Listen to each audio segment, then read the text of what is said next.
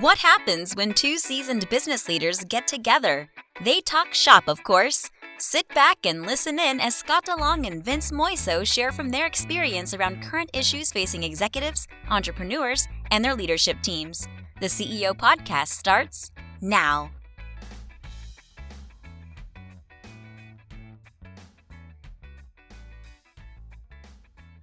Hey everybody, it's Scott DeLong with the CEO Podcast.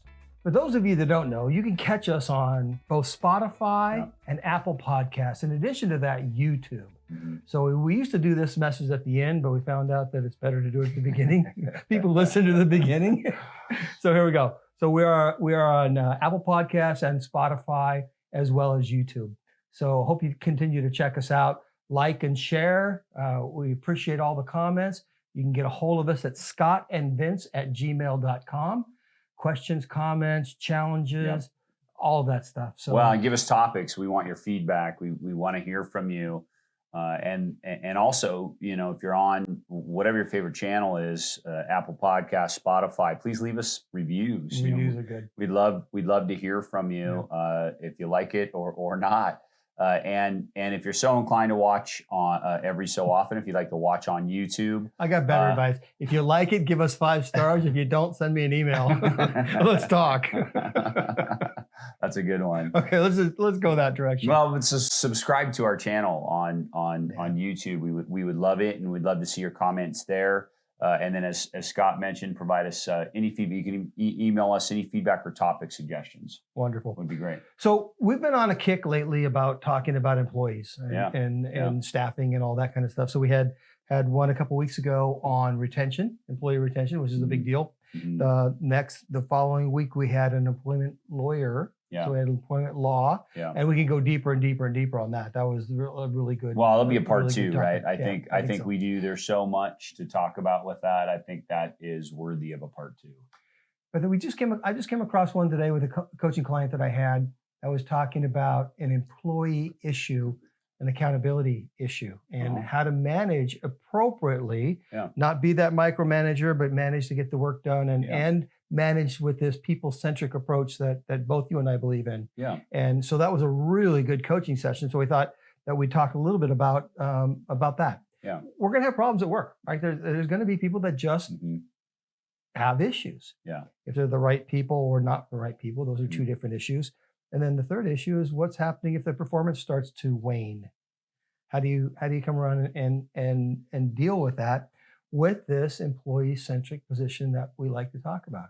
Well, and Scott, you know, you and I were talking earlier too, is, you know, I was fresh off of a presentation that I had done to EO, and I had several people come up afterward talking about accountability, you know, and how does that work? You know, how do you get an accountability partner, and how does accountability even work in the workplace? And you know, so there was just this conversation that ensued from that. You know, and it dawned on me, it just even asking the question of great, is there an appropriate way to hold somebody accountable? And that's if you're in a management or leadership role. And then I brought up with you this whole peer-to-peer accountability concept, and so I'd like to talk more about that as well. Let's talk about that in a bit, because the typical accountability is manager to employee or vice president to manager, or managing up and managing down. So let's talk about that. But I do want to talk about peer-to-peer and the value of that, and how you can institute those kind of things, right? So one of the things that's really important is that we follow the norms of the organization. A couple of weeks ago when we were talking about the employee manual, you have one, follow it. If you don't have one, get one, and come up with a system and process and procedure on how you're going to handle the people portion, right? So a situation comes up where you have a really good employee, and or had historically have been a really good employee, and then something happens. We don't know what has happened, right? Some crisis of some sort. I mean, the first thing I always like to rule out is that there's a substance abuse issue. If so, that's a different scenario. But let's assume there's not a substance abuse issue, and it's just a problem. Things are changing and you recognize it. Most people that I see try to be empathic and understand to a fault, go too far. Yeah. For instance, there's a difference between the words, it's okay, and I understand, right? Big difference. If I tell you, if so you're doing some bad behaviors, some behaviors that aren't conducive to the work, and then you tell me your story and I say, well, it's okay. Well, it's really not okay. Yeah. I understand, and I will help you work through that. Yeah. There's a difference between those two. Big difference. The language can get you in trouble. It's okay means that you are condoning the behavior. So just be careful what you say. Right? Yeah. So that's my first tip right there. I understand as opposed to it's okay. Well, and then we talk about this all the time, and you know, I'm a fan of Stephen Covey. I've said it so many times, and my favorite habit is seek first to understand. I agree with the language wholeheartedly. I mean, just the way you explain, the way you listen, all of those things are going to be really important. And also seek first to understand. So I think, you know, and it depends on the situation. So is this habitual? Is it recurring to the point that it's totally disruptive to the business? And, you know, is it something where the employee just doesn't care, or is there something going on? And, you know, if it's an employee that is a valuable employee, it's a trusted employee, you know, I think you seek first to understand. I think you have the conversation in a way to seek to understand what the heck is going on, and if there's a solution to it. And if there's not, then, you know, then you've got to hold accountable to the highest level. So step in between then. You probably said this, but I want to be very clear on it. Seek to understand what their issues are and ask, how can I support you? How can I help? Yeah. Right. Yeah. Showing that care and concern for people is going to matter. Yeah. So how can I help? How can I support you? What is it that I can do for you? Because this behavior is not going to work for the organization. You need to be really clear about that, right? It's not okay. It's understandable and not okay. And we've got to get past this at least from 9 to 5, right? And then if I can help you after hours too, I hope that I'm willing to do that. But yeah, so how can I help? And that's the job of the manager. Well, and create a solution. Then at that point, create a solution that works, that is viable for the organization moving forward, right? So let's talk about how to create a solution. Yeah. Because there is a way to do that, right? Yeah. So you're a smart guy, and I'm having a problem, and you give me a solution. That's not my solution. No. That doesn't work, right? No. So the way that I approach that is that I will continue to ask, not tell, and I will continue to ask you until you have created your own solution, and then we can collaborate on a better way or a positive way to do that. But if you have come up with a solution, you now own that solution, and you're much more committed to it rather than just willing to comply with what I'm telling you. Absolutely. That's such a big deal. That is such a big deal. That's the buy-in that we talk about. Yeah. You know, we've talked about in so many scenarios. And when you get employee buy-in on anything, and specifically in this scenario that we're talking about, is it's huge. Yeah. Because now the commitment level to that solution is just different. And the commitment level to you is different because you're there in a supportive role rather than a demonstrative role, right? It's not the whole command and control style management where you have to do what I say because I'm paying you. Yeah. Yeah, that's probably true. They have to do what you say because you're going to pay them, but I'm not going to say anymore. I'm going to ask. Well, I was having this conversation with somebody the other day, you know, and it took me back to my softball coaching days, right? So I coached my daughter all throughout, from rec softball in San Clemente to travel ball, and then I coached varsity high school. And there were coaches, I used to always laugh. And it was, so to take this as the analogy, they're at the plate, coach is at third base, and the kid, you know, swings at a curveball and misses. Right. And he says, "Don't swing at that." That helped. Thanks, Captain Obvious. That's great. That really helped. Yeah, next time I won't, I guess. You know, where it's, hey, you know, come over here for a second. Hey, recognize that that was a curveball. Right. So no worries on this. We'll work on that. Okay, we'll work on that. Now step in, step a little closer to the plate, right? Okay, that's different than the Captain Obvious thing. It's like, so I equate that to this scenario where there's behavior going on. It's a great analogy. And the manager's like, we can't stand for this anymore. This is against policy. Yeah. This is, it's like that type of conversation. Oh, thanks, Captain Obvious, right? Like that. There's no desire to solve in that. Right. And then, you and I've talked about this is if I'm, the other thing too is if I'm elevating my energy in that way, what does that do to the other person? They're already down, and now I'm putting them down further. Right. Yeah. And then it puts them in defense mode.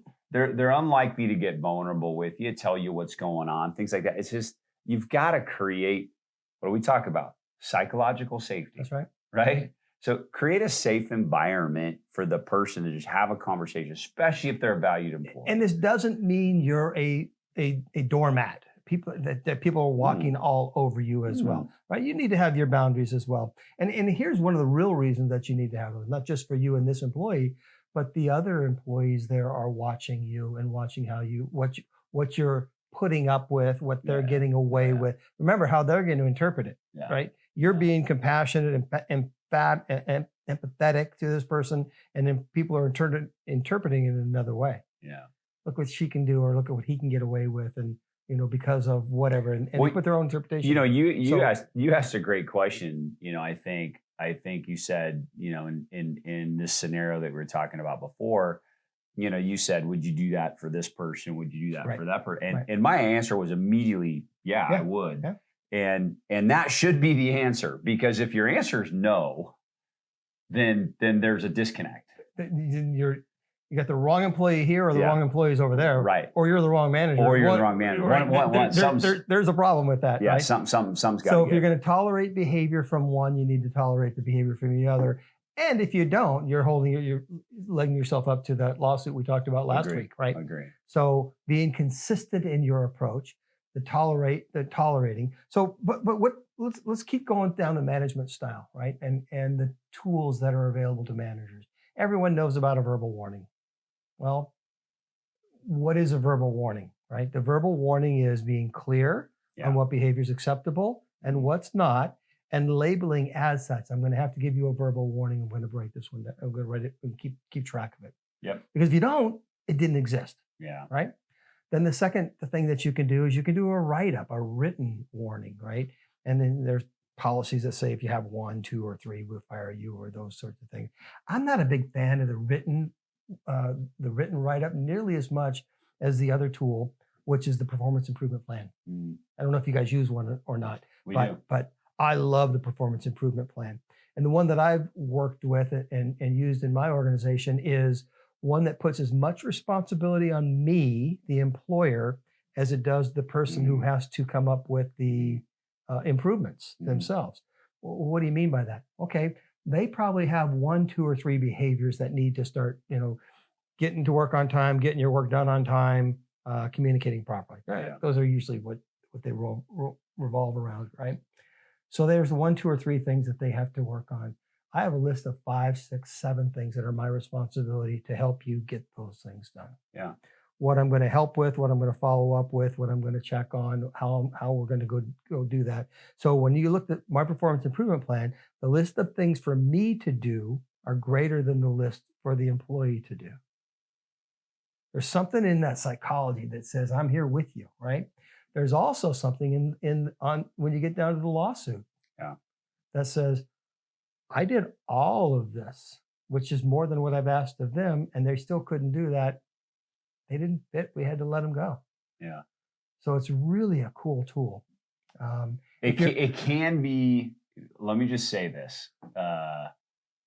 It can be if used properly. It's a destructive tool if it's not. Yeah. And so I would caution everybody when you talk about the performance improvement plan that it is not a tool to mitigate your liability. I think if that's the only reason that you're using it, it is, and it's not the only reason you're using it. You should not be using it for that. It is also not a what I'd call a formality for somebody getting kicked out of a business, right. And I've seen it abused in that way, and I've seen it completely straight up just abused in a lot of different ways. My goal is less turnover, which means I need the people that have already been trained in doing the thing that I know that they can do well to do it the way that they used to be able to do it. Well, right? if you've got and somebody, this plan is in my mind for that purpose. So I'd point the obvious out is just this when we're talking about performance improvement, and we're talking about it in the context of accountability and holding people accountable to their jobs, their responsibilities. That being said, I believe in extreme ownership. And if I hired the person in the first place, right, and brought them on board, and they're not performing, and now I'm using and abusing a performance improvement plan, all that, you get what I'm saying? Is like, really, I should be the one looking in the mirror. So I just want to state the obvious around it should start with leadership. Yep. And you should be asking yourself the question of looking in the mirror, what am I doing wrong that this person that reports to me is just not doing what I need them to do, or whatever the issue might be. And I'm not even saying what am I doing wrong, but what am I doing that they not doing that they need, so that equity versus equality. Yeah, I like what you said in the performance improvement plan. I think that what you said, which I actually hadn't heard before, and I haven't even put that into practice, which is, if there's 4 things for that employee to do, there's 8 things for you to do in order to support that. I really like that, and I think that's really a good way to actually have a performance improvement plan be successful. Yeah, it shows that we're partnering on this thing. I'm willing to do my end, right? And my end looks larger than your end. Yeah. You're the one that's going to be graded. I get that, right? But I think it's a great tool. Now, when you say use appropriately, all tools can be misused. Mm-hmm. You know what? I don't want to drive in a screw with a hammer, but I could. And this is not the right tool for the right job. So when it is the right job, when there is somebody that is teetering and we want to give them another 30, 60, 90 days, whatever the time frame that you're looking at, then this is the tool that I suggest using, because it's a great way to measure the progress or lack thereof. Yeah. And show you where they need to go and what I need to do to support them. All right. So let's take the next step and go back to this peer-to-peer accountability piece. So taking a burden off of the leader to be the manager and letting the peers do it. How does that work? Talk a little bit about that. Yeah, it's my favorite. I mean, I think that goes back to culture. And I think if you're building a culture of accountability within your organization, you've got this organic peer-to-peer accountability, right? So, you've heard us talk about, if you've listened to some of our previous episodes, we've definitely weaved accountability into our conversation many times. And we've talked about it in the context of culture. And one of the things that we do while utilizing Mark Kohler's platform, Lead with Purpose, and things like that, is that visibility and transparency around what everybody is doing, right, and tasks and assignment and timelines, strategic planning to financials, to you name it, that level of transparency that we have, and empowerment. Employees, everybody's empowered to do their job, and they should feel very good about making decisions. Now, with all of that, so there's a combination of things that are going on there. There's empowerment, there's transparency, and then there's a culture of accountability, right? So now I can get into a meeting, we do in our weekly meeting, and it's this conversation around, I need help with this. And hey, somebody says, hey, so-and-so, I noticed you didn't get that done last week, right? And is there some help that you need, right? So there's just this. So it's a difference than calling someone out or providing support to that They are providing support, right? Yeah. No, but I mean, and they're getting called out. And they're getting called out, right? Like, in a very positive way, because they're not trying to beat them down for it. They're simply saying, I noticed that didn't happen on time. Is there something I can do to help support that? And then, that person says, so you use this specifically in a sales context, but I've seen... No. I'm saying that across the business. No, I get it. But let's talk about the sales context, because salespeople compete. with each other from time to time, right? And how do you get this cooperation, accountability and cooperation with a group that might be a little commission here versus over here? I mean, they're natural, some adversaries from when the borders get close, right? The lines of I've got visibility. Yeah, I mean, I've got visibility across, all regions, territories, all teams, and one of the ways that I do that, there's a weekly report that goes out that each of them put out, but they send it to the whole sales team. The way we treat our CRM, it's 100% visible to the entire sales team. The way that leads are funneled through, the way that everything is visible to the entire sales team. We get on a weekly call together on Mondays. We get on a Friday sales huddle, and it's a collaboration where others are leading. I'm not the only one. It's not a one-way conversation. It's hey, everybody's getting involved. They've got insight into product development, into full-time business development, the national account. I mean, I could go on and on. What's striking me here is like I'm smiling because I'm hearing this to say we're talking about accountability and keeping people accountable, yet we're also talking about collaboration, commitment, loyalties, vulnerabilities, transparencies, all the things that we talk about. It's amazing how these things, it's a very simple concept. Like they all just weave into the same absolutely do. form. It's such a good point. And I'd throw in experience share in there. Yeah. So what happens more often than not is I've got, one of the sales reps is sharing what they're doing that's successful. So instead of that sales rep in a typical model being totally siloed, and they're off running and doing their thing, and we only care about the numbers and the results, and I care about the results. That's not that we're void of that. It's that there's an experience share across the entire team. I also hold 2 on-sites, one semi-annually, one at the beginning of the year, which we're actually having next week. I'll have another one in June. And that's where we all come together and everybody is responsible for presenting, and they're going to present their successes and what went right, what went wrong, and share that information across everybody. And so imagine though, it's like who wants to get up there and not look good, right? Who wants to show up in the Monday meeting and lead and be the one person that doesn't say anything, or be the one person that is not doing their job, right? Who wants to show up on the Friday sales huddle and be the one person that's not participating or whatever? So you get, as your consistency grows with those type of meetings and sharing and collaboration and transparency, there's an organic accountability that just happens. And it's actually pretty magical. I love watching it. I love seeing it at work. And, I had talked to you about it earlier, where even in my recent performance reviews, I'm reminding people of, hey, you're not accountable to me. Like I'm here to support. I'm here to help you in any way that I can to serve you. I said those reports, the meetings that we have, those are for you guys, right? And you guys are accountable to each other in that regard. And the message is super clear, and then that just bleeds out in our culture. So here's the advantage, and I'm going to give it a little shameless plug. My new book coming out, right? It's called I Thought I Was a Leader, and it talks about some of the mistakes that I made along the lines. But basically, there's a line in the book that talks about that as well. The more I lead, the less I have to manage. And this is exactly what you're talking about. It's a great line. Leading by other people, taking on some of that management accountability stuff. You don't have to do it. You get to be this leader. I love that part of it, Scott. It just takes a lot of pressure off me, and I'm so thankful for those people that just pick up the ball and run with it at the same time.